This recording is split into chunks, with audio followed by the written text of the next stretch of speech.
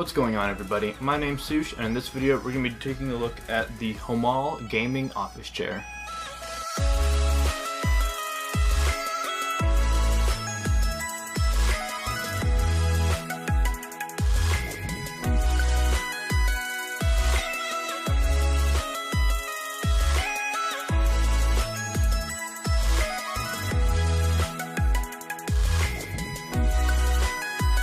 Now, quick disclaimer before we really get into this video. I received this chair for free, but it is not a sponsored video, so I'm not being paid to say anything about this chair. I'm not being paid to, give it a good review, a bad review, anything like that. So these are my personal opinions. Most of it is going to be based on, subjectivity, or whatever the fuck. The chair is about $80 at the time of recording. You can pick it up on Amazon. I believe they have some versions on Newegg, different colors, all that. It comes in like a whole bunch of different colors. This color, the version I got, is black S1 carbon fiber style. Doesn't really look much like carbon fiber, but that's the name of the color that they got. Another couple colors that come in: blue, carbon black, red, white and black, all those other colors. In the box, it comes with a lumbar cushion and a headrest cushion. Build quality, it is made out of a steel tubular frame. And it is cushioned, so you can't actually feel the frame on any parts of the chair. It all has cushioning around it. It also does feature a 5-star base, where your caster wheels would go in, and it does roll perfectly fine over hardwood floor or carpeting. That's what I have it on right now, actually, carpeting.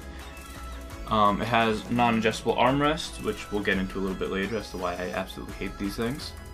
Has a gas spring cylinder for going up and down, and it is reclinable between 90 and 180 degrees. Okay, so now let's talk about the kind of person that would be looking at a chair like this. I bought it because my girlfriend had this cheap $25 chair from like Target or Staples or something.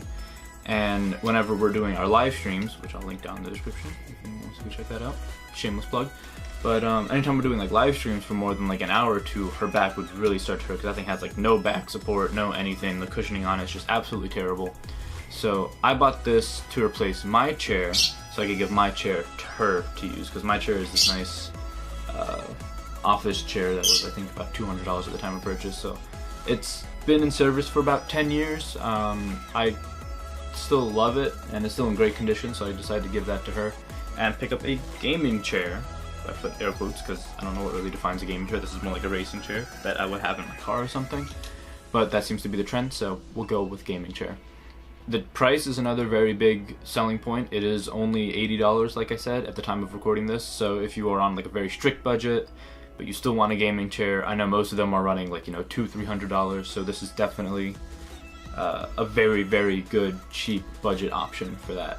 Okay, now let's talk about the assembly process. Everything comes in one giant box weighing about 40 to 45 pounds. The assembly process shouldn't take you more than 30 minutes to an hour, as long as you don't have the motor skills of a toddler. I'm gonna kill myself.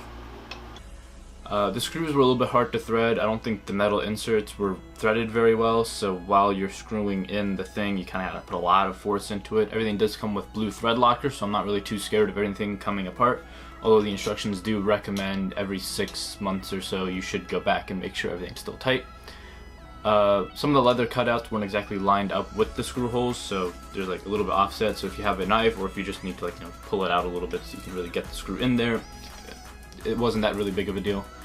The instructions were minimal. They were just like very basic instructions, no words or anything, but the chair assembly process, like I said, wasn't that big of a deal. The only thing you have to be careful of is making sure the things are facing the right way and you're screwing the right screws into the right holes.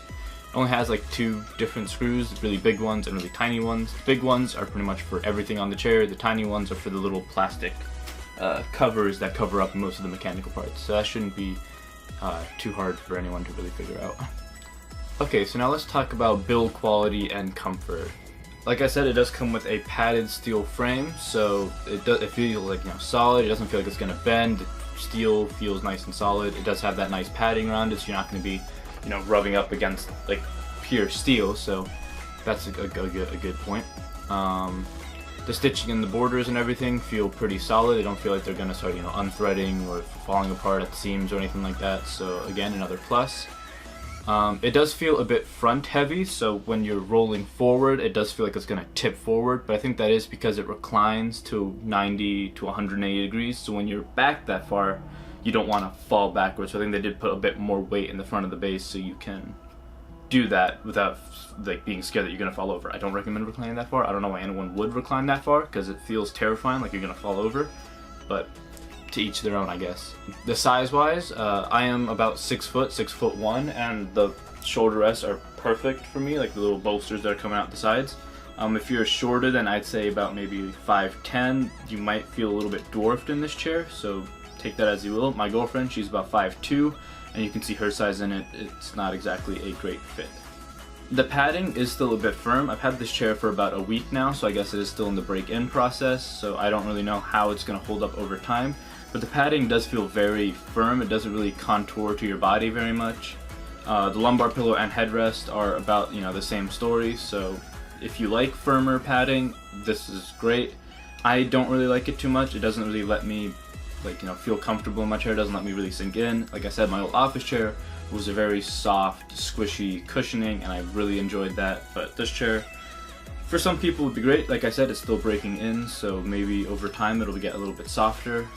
On the topic of padding, the padding is very thin, so there's not too much of it there, and also all these armrests and these bottom chair bolsters or anything, they're not padded. It's just leather being stretched over an empty hole pretty much.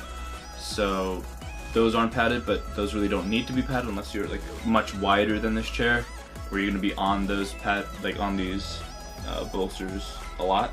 On the lumbar and head pillows, they are adjustable. They have those big elastic bands that clip onto the back of the chair, so you can really move them around however you like.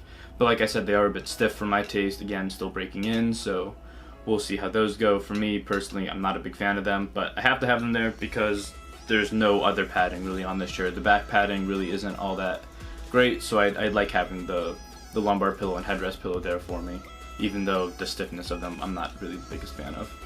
Another big problem I'm having with this chair is these armrests. They're not padded and they're non-adjustable, so if you're going to be sitting at a desk for a very long time and your elbow's really going to be on this thing and you're going to be using a mouse and keyboard or something, your arms are going to start to hurt after only about 15-20 minutes maybe. My elbows start to hurt if I'm playing any kind of game that involves me being on the mouse and keyboard for a long time, like FPSs, Counter-Strike, Call of Duty, anything like that, where you're going to be using the mouse and keyboard even if you're typing up documents for your work or something. If you want this as a proper office chair and your elbow is going to be on this, it's not going to be very comfortable. I actually went out and purchased another sleeve that goes over this. It will have memory foam and everything. So if that works out, I'll leave it down in the description. If it's not very comfortable or doesn't fit, I won't leave it. I don't want you guys buying something that won't work. Okay, so my overall thoughts on the chair is, for 80 bucks, like I said, you're really not going to get much better than this. The padding is firm, but there's enough of it so you can, stay sitting in the chair for a long period of time. Lumbar support and head support, it's great that they included that at this price point, honestly. I think it is a good addition.